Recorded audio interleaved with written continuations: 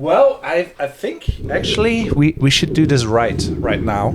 And no matter what's happening, we're podcasting. We're doing something new. Theoretically speaking, we should be live on IG on Fitze, and we will be maybe doing this again if it works. And then we will be on like the Infinite Creative Podcast, a podcast from creators for creators, aka this is now the intro. Where we basically talk about like freelancing, creativity, all the stuff that is really important to us. And this is just like how we hang out. So we're hanging out, we're talking business, and how do you describe our hanging out?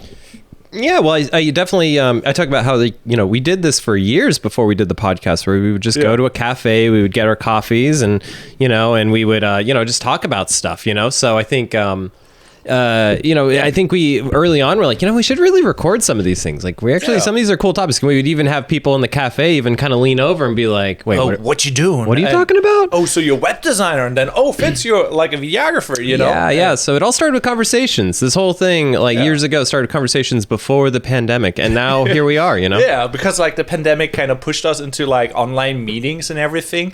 And personally, I think like this is like the best thing. Like if you're a freelancer, creative, or in general, it's really hard to do this and work, or have that as work, because this will lead basically to like issues like, how do I actually get my first clients? How do I get more clients? How do I charge? How do I do this? And because you're an experienced freelancer, like you're over 10 years in the business, you made a good chunk of change, and I basically learned a lot of you, So I'm like, I think like when we were at the coffee shop, I actually met somebody, got my first client where I'm like, oh, let's try this, what you said. I'm like, double the price. I'm like, oh.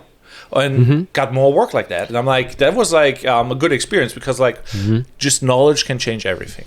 Yeah. When I met you, I was impressed that you were just going after it. You were just like, I don't know, I'm just gonna go to meetups. I don't even know if it relates to me, but I'm gonna go out because that's how I'm gonna get into this career. You were pretty honest from the beginning that you're like, I don't know as much as most videographers, but I'm gonna get out there. I'm gonna meet people. Yeah, and we met up at like, what was it, like a design thing where it was like UX design. And that's where we met. And can you elaborate a little bit? Yeah, definitely. I definitely can.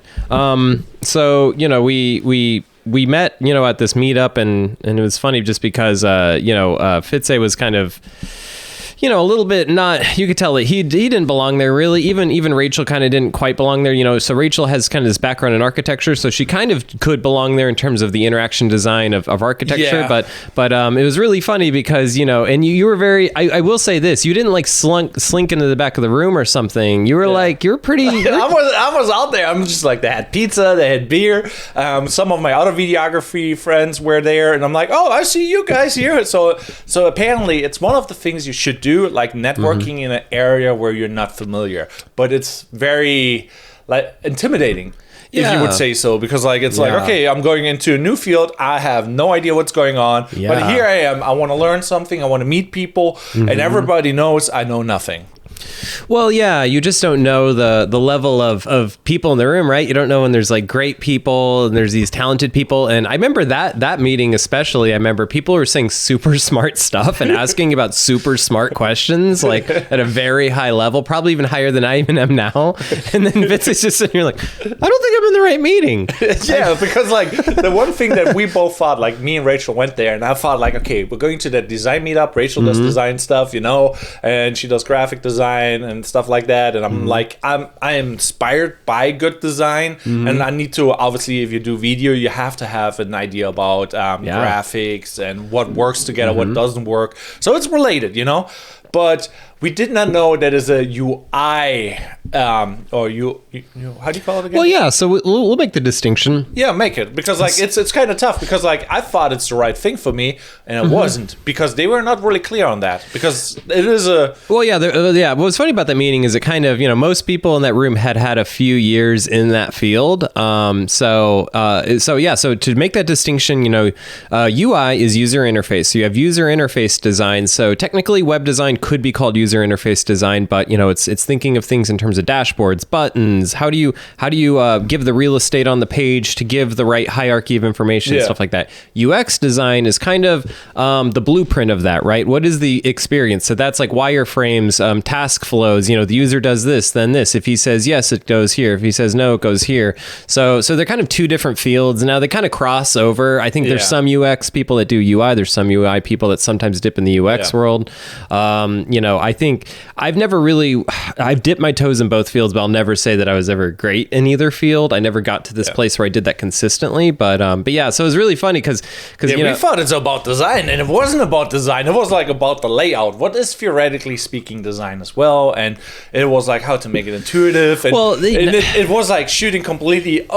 They were like ultra niche. And it was even higher than that though. We weren't even talking about UI or UX. It wasn't that subcategory, and I'm like, why are they talking about that? This is a design meetup, and I'm like, this is like really a niche content thing. It was just so high level. It was actually quite insane. I mean, the lady that I sat next to, I remember she was talking about how she was a designer of like a 25 person team, and she wanted to double the amount of team and stuff. So these people were like already way along in their career too. So it wasn't like we were in a networking group with a bunch of people that just graduated from college. It was like we were in this group of just like people that have already been in the field for 10, 20, 30 years. And it was like, oh my Lord. You know what's funny though? Because like on that day, we talked to that exact same lady, and she's like, I think like she bought a house in Seattle and whatever, and she moved here or something like that. And she's like, I think this is the next Seattle. And that's when we're fresh to like St. Petersburg. And I'm like, you had just gotten your house. I remember you had just gotten it.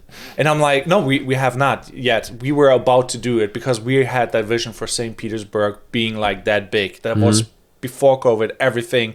I'm like, 10 minutes from the beach, 10 minutes from downtown. If I want to have that, this is like, you can't afford that somewhere. And basically, she just confirmed my like bias, basically. And it turned out to be right so far. So I'm like, yeah.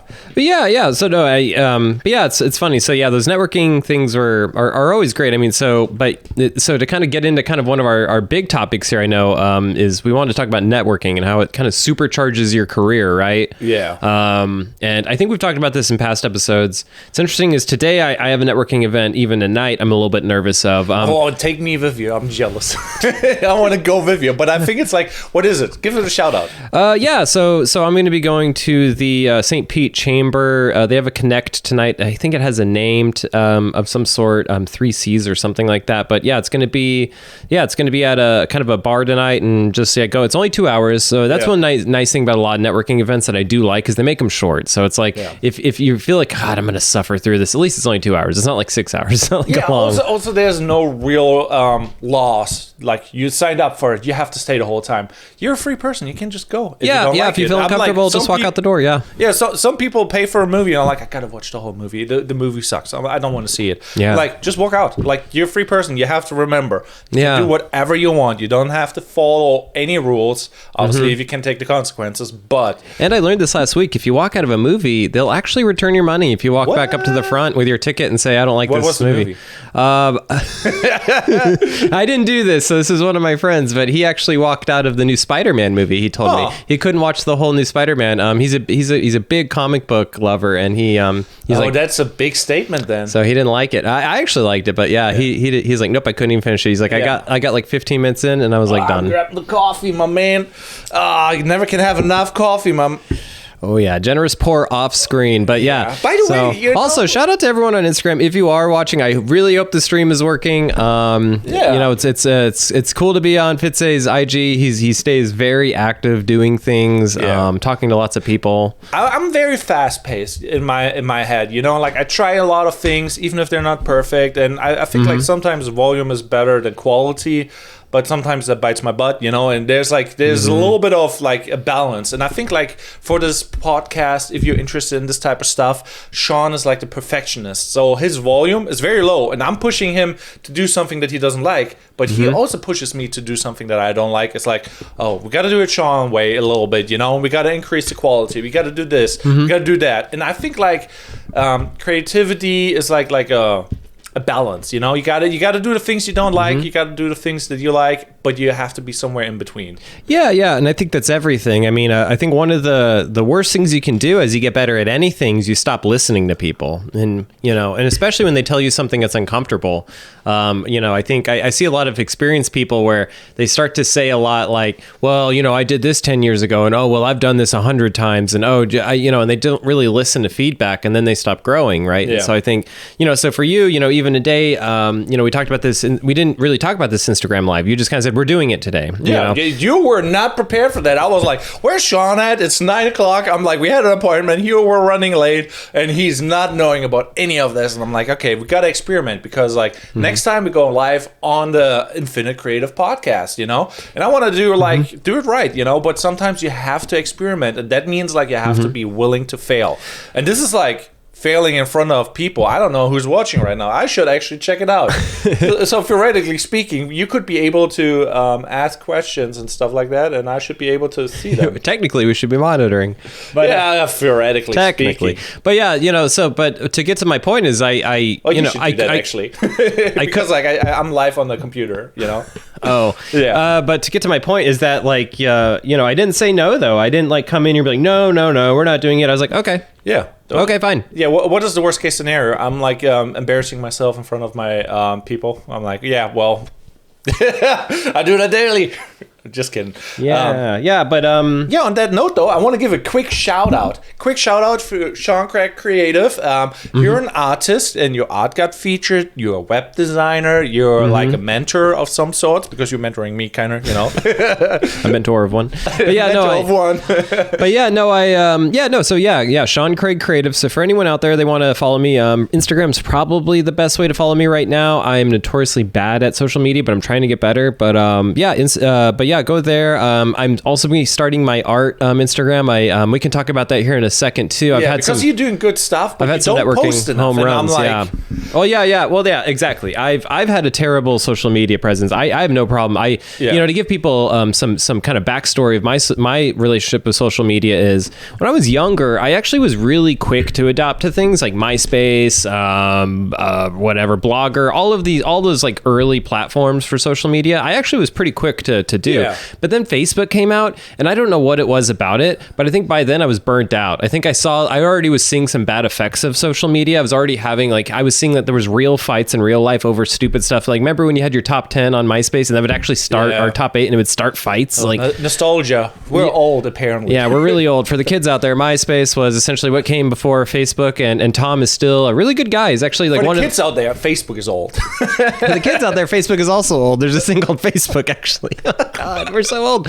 And before that, we used AIM, and we're not even going to get into that. So, there's a lot of negativity to social media. I was forced to be in Facebook. So Facebook was out probably, when did it come out? 2004 or something? 2000? Yeah, something really early. 2000, I'm not sure, but it doesn't really matter. It's bad. But yeah, so I waited at least 7-8 years, and I was forced to get into Facebook, and I was forced to do these things. Instagram, it was 8 to 9 years after it came out, I finally got on it. Yeah. So at one point, I just got behind on this, and I've realized, and I think we've talked about it, and even in our early conversations when, at the cafe and things years ago, we were even talking about, I need to speed that up. I need to get better at that. And so the other night, with my art, I was at this art networking event, and we were there. I'm not very good at the networking events in terms of shoving my hand into people's faces and getting into all the conversations. Yeah. I kind of go back a little bit. So we got our food, and we just went and found a table. It was kind of in the back. There's only one free table. So we're standing there, and this old couple kind of walks up. Oh, hey, can we stand here too with you? And we're like, oh yeah, fine. And then we get to talking, and the lady is one of the top art, and I can't shout her out. I forgot her name already, and I feel so bad. The struggle is real. But I have her card and everything. But anyway, so she walks up, and she's like, oh yeah, I'm an artist. I have a gallery opening and everything. I was like, okay, yeah, can I see your work? And her work is phenomenal, amazing, huge oil paintings of famous women in history and stuff. And so she has a really big art gallery opening, and she's like, oh, do you do art as well? I was like, yeah, I am. I came from Colorado, all that. And and I guess I'll pause here and tell everyone at home, like, my first piece of advice for networking is make sure to slip in things you do.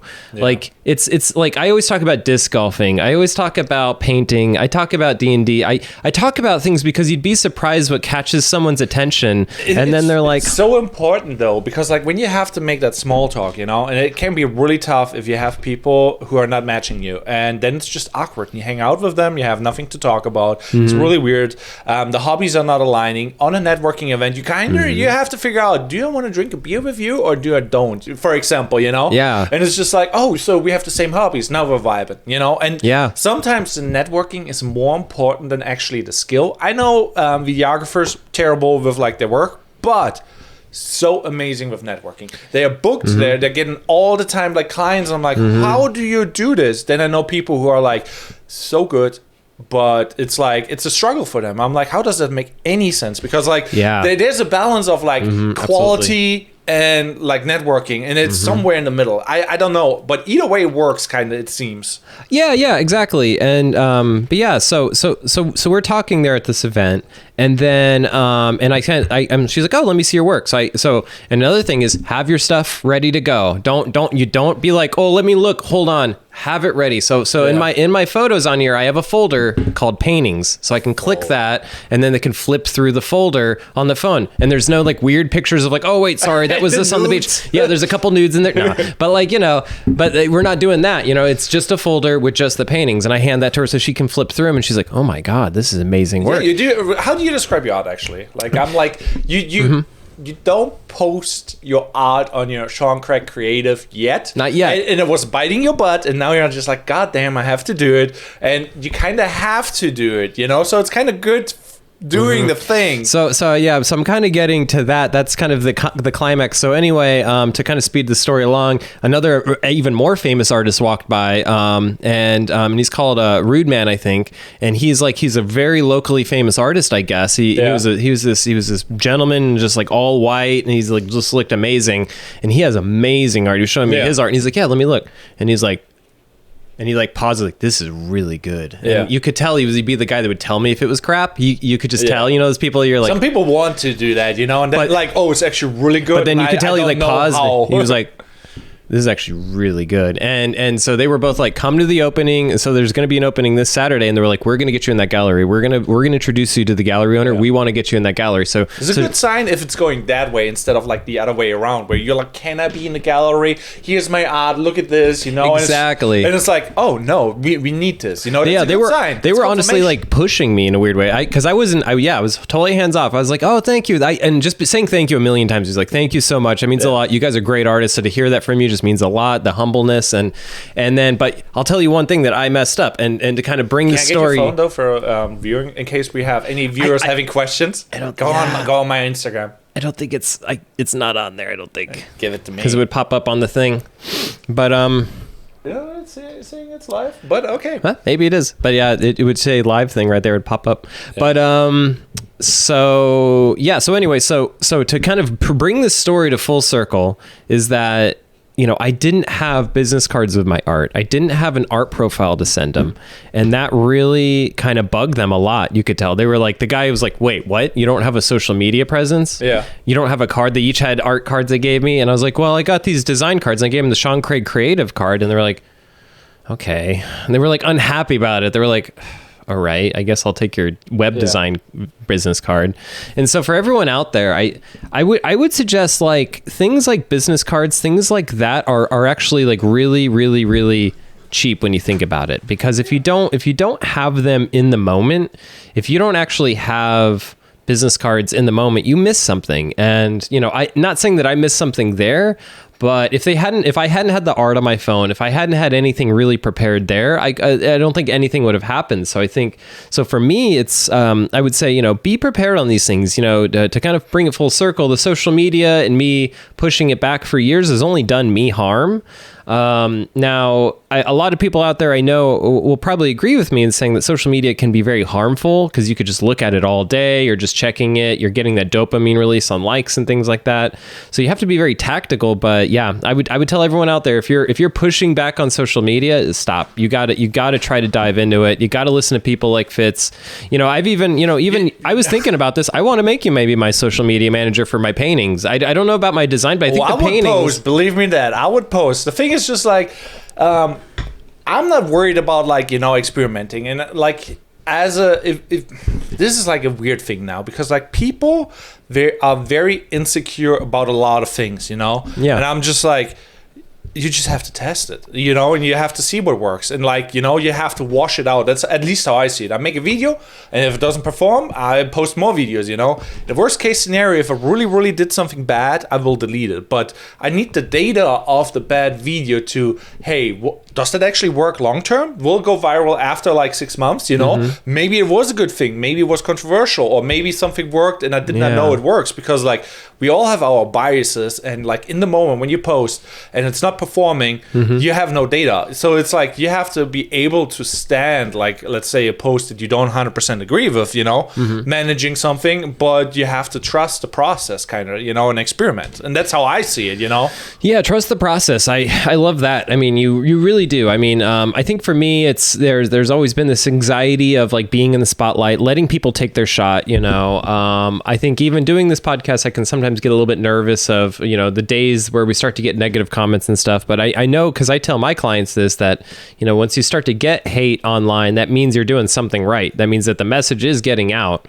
And so, so for me, it's like, I've always been resistant of that. I think I've always been resistant to that weirdness of social media. But yeah, I mean, I'm seeing people like Fitz kind of said a second ago, that we have people that do amazing work and nobody knows about them, and we have people that do okay work and they're just killing it.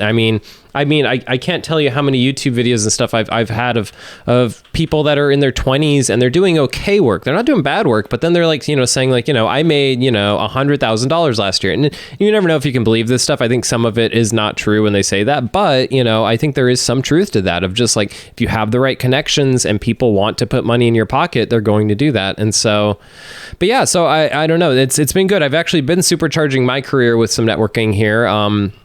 In St. Pete, going to both kind of business events, which scare me because I'm a web designer. So it's hard to go into a place where a lot of people are kind of at that high level, that high business level, and to try to talk to them on that level.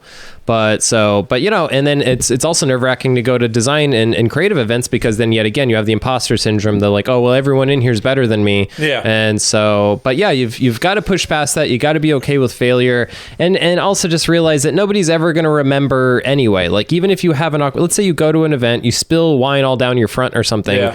No one's going to really remember that. Actually, it's sometimes also kind of good to fail, because then people are like, oh, you remember this guy, and then they talk about this guy, and then you get actually like people maybe visiting your page and actually checking out why did he fail, and then, oh, actually I like him, I give him a shot. There's always a chance that it will work, but it's just good to try things. And right now I failed, like theoretically speaking, the live stream is failing, and I'm like, okay, I'm just checking, I'm like, oh, so I could be like frustrated, I could throw a fit, and I'm just like, this is interesting.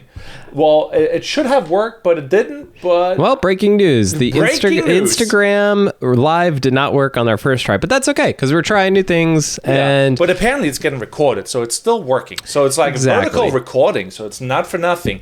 It's always good trying new things. Okay. Yeah. Okay. All right. Alrighty then.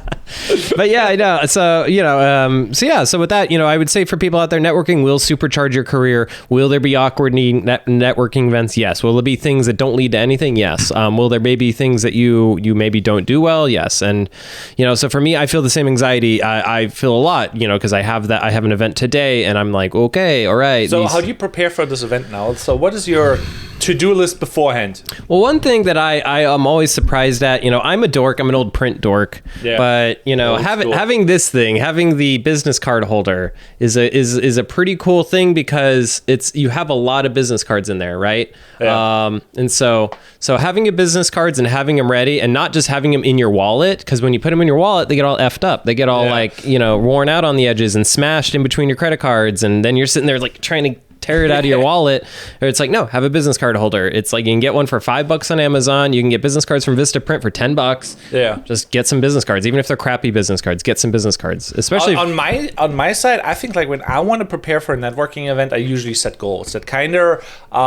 So I have a goal for like, okay, if I'm in a good mood and everything is working well, then I do like the best outcome goal, and then I have the goal for like, oh, I'm not feeling the mood, but what should I do? And like it's usually like talk to 1 or 2 people. Maybe if I'm in a really good mood, like hand out business cards and talk to more than 3 people, you know, or stuff like that. And I think it's really good to have like goals and just like follow people. For example, I want to follow like 2 people on Instagram. That's like a thing how I do. And then I'm like, oh, maybe I should text them directly afterwards. Sometimes you forget stuff, but having goals is important. And for all of you out there who's struggling getting to the networking event, I would say that should be the goal then. The second you register at the table and you walk in, you've already done well. Pat yourself on the back. A+ already. Everything else is now a cherry on top. So I know that sometimes it can stress people out when they have goals. So that's what I would say then, is if you're having a hard time even getting to the networking event, that's the goal. Once you get there, success. You've walked in, someone's seen your face, you've done well, you've proven to yourself you can do it. So yeah, that's good advice. On that note, though, what else is kicking in Sean's world? Because like obviously we have to work on that portfolio, and we have to actually send some followers over. So if you're on YouTube, you should follow Sean Craig Creative, and obviously Fitze, because we're doing the stuff here.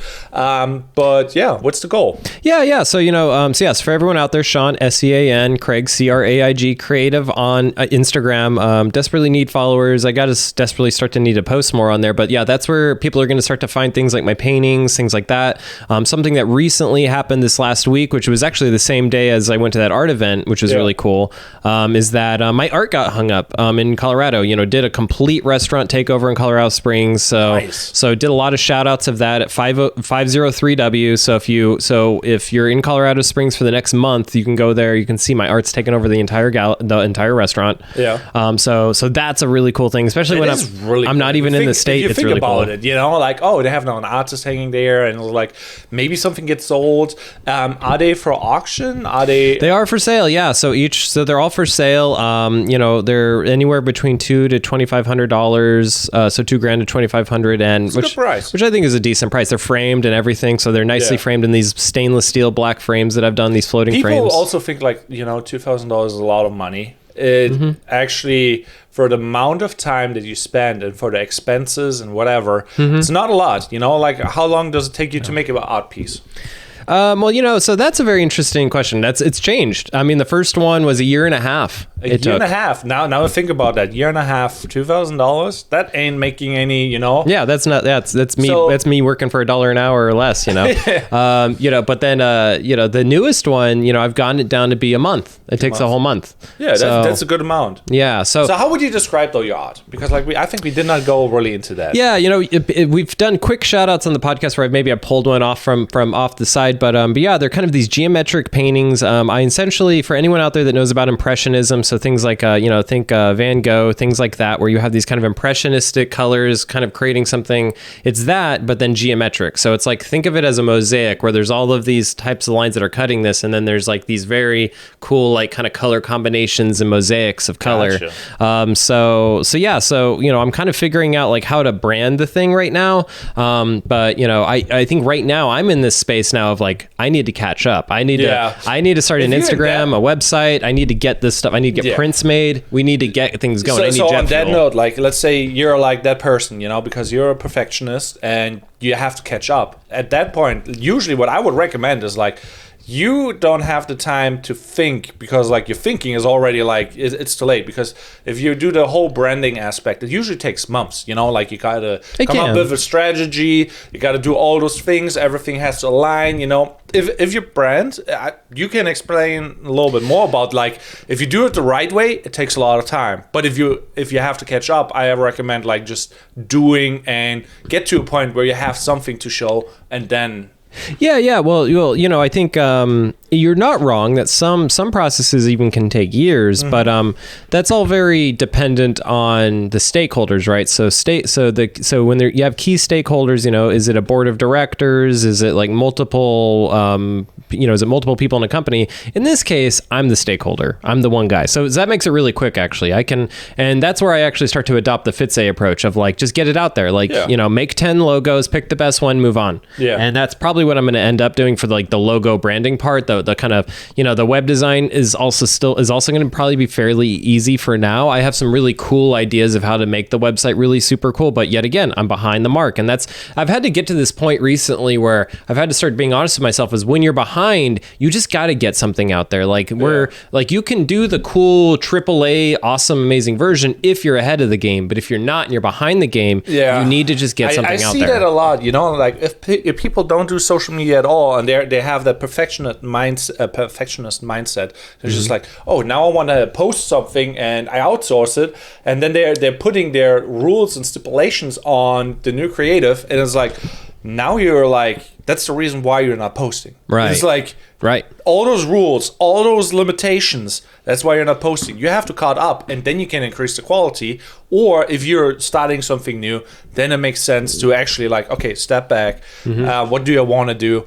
But it's really hard to tell what is like the limiting factor. But if established company trying to post, not posting, I think like the limitations are like the perfectionist or like the rules they put in place. Well, yeah. I think it's just understanding there's these two worlds. Because I definitely come from a place that I want to communicate to my clients and my prospects that I care about quality. And I think that's where that perfection comes in, because, one misspelling, one thing that's off, one frame that's off, and now you're not perfect. And now the client sees that, and it's just like having a little spot of something on your shirt. You could have an amazing outfit, but you have this little mustard right here. I'm just going to focus on that mustard. Yeah. And so there is something to the perfectionism, but with that being said, kind of the more Fitze approach, which I'm just going to brand it the Fitze approach of like, use the whole buffalo, right? So if you to take it out of the video world, put it in kind of my world, is like, we make a whole website, we do a final review. Now out of nowhere, the board doesn't like most of the website, but we have a deadline tomorrow. Well, then that's when we're like, okay, well, how about this one page you guys did like, let's make this a landing page, take everything else, then we can launch this page. It's that kind of mindset of like, let's not let perfectionism stop everything. I have a point there with like, it's called it's the first impression. We all know the first impression is very important and is very powerful. And your first impression will never be perfect. And if you over perfect the first impression, let's say the mustard stain, you maybe are not aware that you have a mustard stain there, but you nail the handshake, you nail the eye contact, you nail the presentation. People maybe don't even know because they're amazed by how you carry yourself, what you show them, and the whole environment. I see that by videos, for example. Like if you present a video, you watch it the first time, you get your first impression. This is the most important feedback that you will get. Your first impression of the video is like, they did not notice, no eye contact. Didn't notice? Didn't really matter because the graphics carried it, the environment carried it, the pacing carried it. You will get away with a lot of things. And in real life, same thing. But if you worry now about like certain things and you don't even do it, then it's like, oh, it doesn't really matter. And after you watch it the second time, you find more and you find more. And that's how you see like in movies, for example, when they come up with like, oh, there's an error in the continuous error. Or there's like, hey, now he's wearing the watch on the other side of his hand. Or stuff like that, And you would not notice on the first impression when you watch the movie. And the only thing that really matters is the first impression. That's what I think. I think it's both. I don't think it is both. I don't think it's on all or nothing. I think it's a little bit of both. Because there's two types of people out there, right? We know the A type and the B type of people. We know the people that are more like, I don't care, man. I see the whole picture, and we have people that are like very like that. So it just depends on like, can you please both people? Possibly, but should you get mad if you don't? No. I mean, you're gonna inevitably upset somebody with what you do, and so I think So when you have a client that's doing that, when you have someone that's kind of outside of yourself that's doing that they're struggling with that, where you're going back and forth, where you're like, either you're like, it needs to be perfect, but they're like, no, it doesn't need to be perfect, or either you're like, it doesn't need to be perfect, and they're like, it needs to be perfect. It's finding that middle ground, because I think both are important. Like in this podcast, we always talk about that, of like how like we both have kind of differing views on things, and it's about finding that Venn diagram of things. It is. It is really important. Both matters. It's like, there's no right or wrong answer. But I feel like usually the answer is somewhere in the middle, and it's like you can get away with both. You can be a perfectionist as long as you post, You can be like volume-based as long as you post and you just do the work. Yeah. But it's like you have to make it work for yourself. And it's like not doing whatever your limiting belief is, is the issue usually. But I'm like, I like overcoming like what is the pain point? Like what is like holding me back of actually posting? What is like holding me back of experimenting and stuff like that? So I'm like trying to attack the fear, and sometimes that pushes me into like a bad spot where I'm like, I'm attacking now, experimenting with the life, If I would be worried, if I would be perfectionist, I'm like, I wouldn't do it, And it would maybe prevent me of posting again. But if I see a fear that I have, I'm like, let's attack it. Let's do it next time and force it. Yeah. And I think, for me, I've gone ahead and messed up a few times where like enough in my career now where it's like, and they've been big mess ups, I think it's weird. It's like the gift of like ultimate failures they give you that strong, tough skin later, right? Yeah. Like I think I've told this story before, and I won't tell the whole thing again. But I've wasted $12,000 of my boss's money before. I've messed things up. I've had events that were with like the really important people, and something was messed up on the thing at the event. I've had those errors. I've done those, and once you've kind of failed a lot, when a failure happens, it's not so bad as it's still bad, but it's so what's nice about failure too is it gets you stronger at failing. So it doesn't affect you a lot. You don't have to take the whole day off when you fail. Yeah, there's a whole learning curve to everything, and I'm just like, it's very interesting, and I'm just like, I feel like the more you fail, the better you will get, and the goal is like, I think like Elon Musk said it, and it's like you have to fail often, and the faster you can fail, the faster you figure it out. Yeah. Well, so we've been talking about kind of what is Fitze good at and what Sean needs to get better at, but let's turn the tables. Whoosh. Let's turn the tables. Flip the table. Flip it. So what have you been working on in terms of doing the other side? You're good at the running and gunning. Is there anything that you could be better at in terms of the perfectionism? Yeah, of course. Obviously, there's a lot, and I'm like, yeah, I should have had my checklist in place, and I should have prepared. After a shoot, for example, I go out there. I'm like, what did I fuck up? And usually it's like weird things like trust, for example. I trusted a DJ, and I was like, I was at an event. I'm like, okay, I'm hooking up to the DJ, hooking up to the groom, and people were not running the audio through the DJ. The DJ did not even tell me that they are not running the speeches through the DJ. I'm like, well, I tried to communicate. I did what I could, but I'm like, my issue was like, I trusted them. And I'm like, should I have trusted them or should I have made sure? Because like I have to take total responsibility for whatever, Obviously, I could fix it in post, but it's very painful fixing stuff in post. If you do it right in the beginning, you can, it saves you time, pain, and a lot of money, because in that time you could have done something else. Yeah. And I always have that same thing happen to me where, when we have our kickoff meetings and stuff, that's when we need to have our arguments. Like if me and the client have differing views on what needs to happen, it's a lot cheaper for us to have the conversation then than when I've already spent, countless hours coding and everything, and we get to the very end and like, I told you I didn't like that, and now here it is, and you just spent 20 hours making it. So the mistakes only get more expensive the longer you kind of put off these things, right? Yeah. And there's also that thing with gut feeling, if you have a bad gut feeling about like people and whatever, like don't work with them. Like the gut feeling is like a really weird one where like if it's neutral, you still can figure it out, and the more you know them, the better your gut feeling gets with them. Yeah. But if it doesn't change from the negative to the positive, it's like you're wasting time right now, because like your gut feeling is like, I know something is wrong. He's doing something that I don't like, and it's leading to a lot of issues later on, or like backstabbing or whatever it is. And I'm like, if you ignore that, you pay the price. But it's like, sometimes it makes sense to go with that, but sometimes not. It's a money thing, and then there's a relationship thing, and overall a happiness thing. So there's like always multiple key factors determining what you should do and shouldn't do. But naturally, like your gut feeling is very strong and should be like followed. Yeah, exactly. And there is a point here where you do just have to be honest and be like, me and this client may not work well together. And we're saying client, it could be other creatives, but you just have to be like, I don't see this getting better. Now I'm not saying, fire them immediately, but plan the exit strategy if that starts to happen, right? Start to be like, okay, well, I need to move my chips around and stuff if we are kind of clashing too much. Yeah. But also, like, it doesn't mean don't give it a chance, because, like, sometimes it's just a communication error or not enough communication. Yeah. And I feel like communication and explanation is, like, one of the strongest things you can do. If you explain your whole view, your client will understand where you're coming from. Obviously, the client has to be willing to listen. Otherwise it's like, or partner or whatever it is, but as long every side understands completely where the other person comes from, you will find the middle ground and you can walk that middle ground. Otherwise, somebody's like, no, I don't care what somebody else thinks, I'm just doing my thing. What is an approach? But it's also like, well, that is an approach that you have to do by yourself. Right.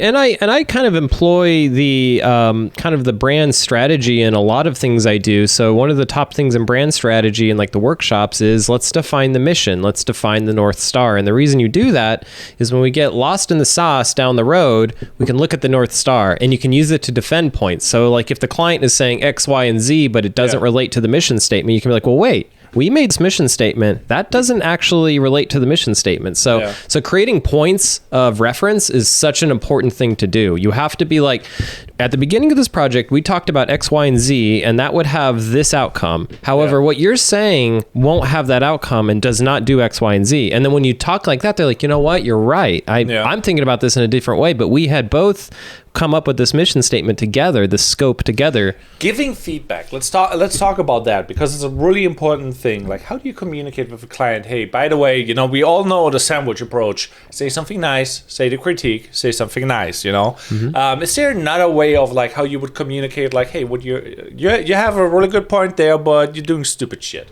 How do you do that? Yeah, you have a really good point, but you're I mean, it's tough. I mean, sometimes you have to also realize that your job is not to change their minds sometimes. Yeah. Your job is a little bit as the person giving a service. So there is times I would be lying to you if I said that there isn't clients that say, no, we're doing my bad idea. And I'll be like, okay, all right. You are the leader of the project, so we are going to go forward. But I think in terms of, sandwiching feedback obviously is great, but I think also just realizing that people don't know what they don't know, and you don't necessarily tell them that, but it's just realizing that sometimes their aggression or sometimes their ability to contradict what you're saying isn't that they're on your level. So sometimes that helps because then you bring them to your level. Maybe they just don't understand the question. Maybe they don't understand what you want. I mean, like, they have sometimes points, like, for example, I can name like an example, for example. Nice. Basically, I had a client and he wanted to showcase his performance, how strong he is, like, I want to hold the set and, show how long I can hold the set. Obviously, I'm like, that's bad for pacing. People want to have a shorter video, you know what I mean? And he's like, no, I wanted this length. I'm like, okay. Then he came later back with the feedback from his where he sent the video to, and they're like giving him the same feedback as I did. But I did a video on a budget, and I couldn't do the video on a budget again. So I'm like, well, and he's like, he even acknowledged that I told him. And I'm like, yeah, well, now we have the conundrum. I told you, you didn't listen. We did what you said because you're the guy paying. Mm-hmm. And now I'm like feeling guilty, but I'm like, there's nothing I can do because now I have a bigger project, and I'm like... Well, sometimes you can't help them. What I would do in that instance is I'll try to do what I can. I'll discount. I'll definitely be like, I'll have to charge you again, but this time I'll do maybe a little. If you already gave him a discount, I would maybe just say I'll give you the discounted rate again. If you can't, and if you don't have time, that's when you have to have the network. That's when you have to be like, I can't do it, but I'm going to shoot you to these guys that can. I don't know how you relate to this, but video is very like we talked about it already. first impression. The first impression is like, whoa, this video amazes me, and I'm like, flabbergasted. I'm like, oh, and like they watch it the second time, the wow factor's gone. They watch it the third time, they're getting bored and they want to click away. They watch it the fourth time, they're forcing themselves to watch it, and then at that point they're like, oh, this could have been different. That could have been different, And by the fifth time, they don't want to watch it, and it becomes painful. You cannot charge again for the same video, and expect that they will be happy. So it's like a weird thing. So it's like, I don't know how that relates to you as like a web designer or a brand designer. After they saw the logo, the wow factor's gone. They're just like, I saw that. I'm like, maybe, they're building their fears and doubts, and their wow factor is just gone. It's like, it's becoming less valuable to them. And you have to fight more to justify what you did, kind of in a weird way. Yeah. Well, yet again, it comes down to educating them the lessons that you already know as a creative. So, for example, in calligraphy, anyone knows that does hand lettering or calligraphy will know that when you do the same word over and over and over again a million times, by the time you write it, you're just like, it just looks wrong. I don't even think this is a word. I've stared at this so long that this doesn't even look anything like I want, and I've just wasted all these hours. And then you go to sleep that night, wake up the next morning, and you're like, wow, this actually looks beautiful, and I like hated it last night.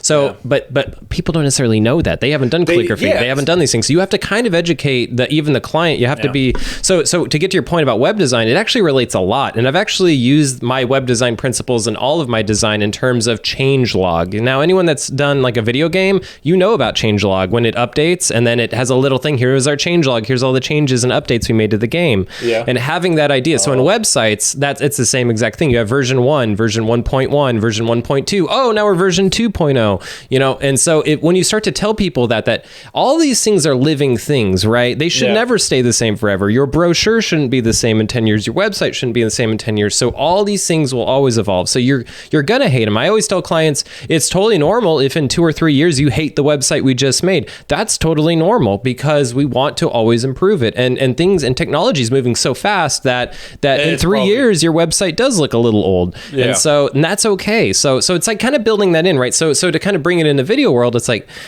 this video, it's not as good as I want, but it's like, okay, well then let's take those things and let's start the next video, right? Because it always takes more time to repair that video than to just take all of that feedback and let's just bake it into the next video. Then let's just make that next video even better. Yeah, I think this is a very powerful move, but obviously the client needs to be educated, because sometimes it's just like you said, they did not do the rinse and repeat, like they run their business and their business is maybe different. And they're just like, they're not aware of like, the wow factor, for example, or like attention span or whatever.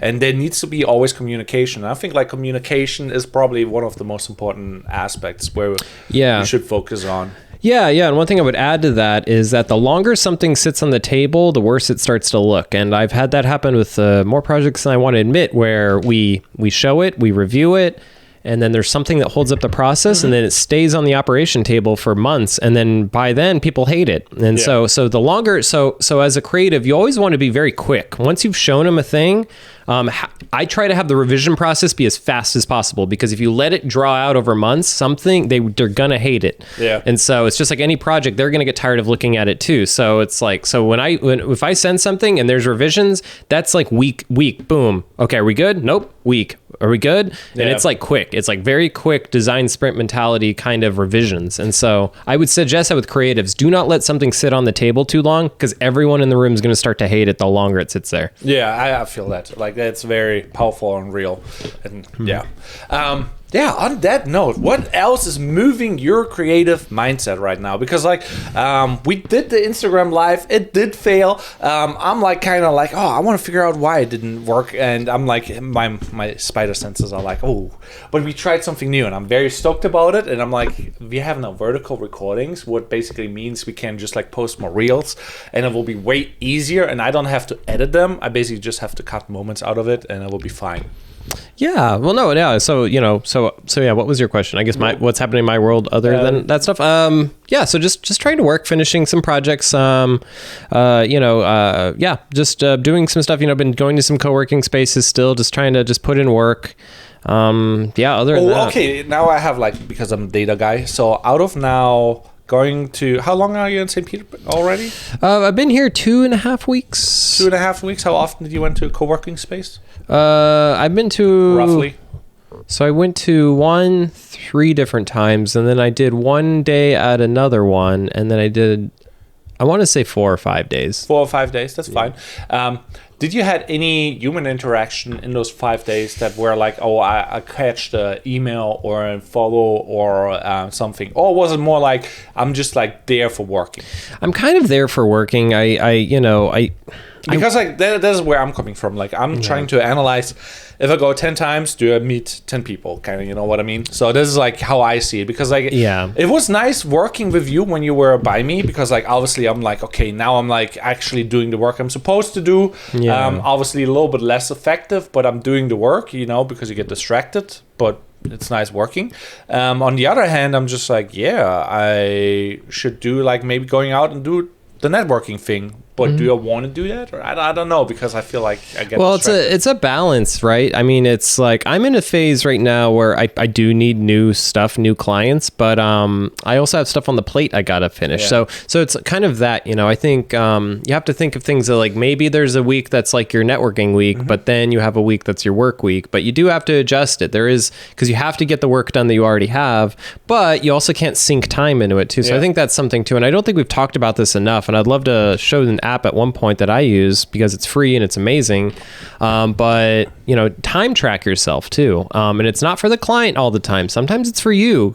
So at the end of the month, you're like, how much time did I actually sink in this project where I could have been networking? I could have gone out for an hour, but instead of saying, no, I got to get this project done. And it didn't do anything. You're like, you're still behind the next day. So did it really matter that you just missed that? Or did you hide behind the project? Because I'm guilty of that, where I'm like, I'm too busy to network, so I can't go out. I feel that so badly because like one of my things is like, okay, I had a day where I worked hard, you know, and then I'm like, okay, next morning I enjoy myself a little bit, watch a little bit YouTube, you know, move on, clean, and then work again in the afternoon. And it evolves into like a weird mash, you know, where I'm like, did I do anything? And then didn't I do nothing? And I'm like, what did I actually factually got done? And I'm like, not a lot. And then I'm asking myself, what have I done? I'm like, I can't pinpoint it, you know. It's really hard, like being organized and having like a tracker, you know. And there's tools that you can use that usually cost money, and it's like, it's a weird thing, and it's a privacy thing too. Like there's like browser plugins where they track what window you have open and stuff like that. And it's just like, it's a weird thing. I use one. I won't pull it up now, but we'll talk about it. You know, it's a free one. It doesn't have a lot of the bells and whistles, but it's really nice to, every month I have it in my calendar to check it, take screenshots of it, and then just like put in a Google sheet really quickly. Like, and it takes about 30 minutes to do all this to then track the projects. Okay, so you quoted them X amount of hours. How much did it actually take? And it's because it's really funny. You'd be surprised. Do that on the next couple projects you do, and you'll see the difference. You're like, okay, so I had quoted this to be a 10-hour project, but I actually spent 22 hours, and it's like, that's where you're messing up. And you know, and maybe it could be faster, but I also think there's this level. I definitely agree, and I'm sure you agree with this, that you get really 3 hours of real work, maybe 4 every day. And recognizing that when your brain starts to slow down, your eyes glaze over, you're misclicking stuff, you're like, what am I doing? What was I doing? Where was that file? And you start to say these things, you start to mess things up. Step away, man. You're barely moving now. You're moving at half speed. Now is when you need to go outside, take a walk, do some fun activity, go to a networking event, break out of the lane, because there is a point where you're just slowing down, and now you're wasting time. Gotcha. Well, strongly agree with this. And also, I kind of think like we did our hour, and it's like we should end on a high note, because like we're a little bit past the high note. But oh, another high note. So what kind of high note do you want? Well, you should check out the podcast and follow us on social media and buy all those mugs, because he has the best mug. Yeah, I guess this is a good high note. Thank you to everyone who's been buying a mug. Thank you to everyone who's been following. I think we're starting to see the love ramp up, and we definitely feel it. So for everyone out there that's been... Did you know that we got 10K on YouTube? Yeah, we had 10,000 views, right? Like total, but yeah. Yeah, so we're hitting milestones, and for some there may be small milestones, but but they're great. I mean, we love it. So I just want to say to everyone, thank you. If you're not following the podcast, follow it, rate it, star it, do whatever, leave us comments. No promism. I'm tired of seeing that comment. So yeah, enough of that comment, guys. We're not going to do it. We don't have the time. We're not even promoting our own stuff. Why are we going to promote your stuff? So well, we should promote other people. So if you're like a person who has something to sell, we can blend in graphics, sell your stuff if it's aligning with our mission. Obviously, our mission is freelance and creativity, so keep that in mind. But as long as it's aligning, we are more than willing to take all the money. Yeah, but reach out like a professional would. Don't just leave a comment saying promism. I was like, no, we're not doing that. But leave comments. Talk to us more. Engage with us. Send us email. If you'd like to be a guest on the podcast, let us know. We're going to have some guests coming up probably within maybe a next episode or two. But yeah, thanks for everyone, and stay creative. Woo! Have a good one.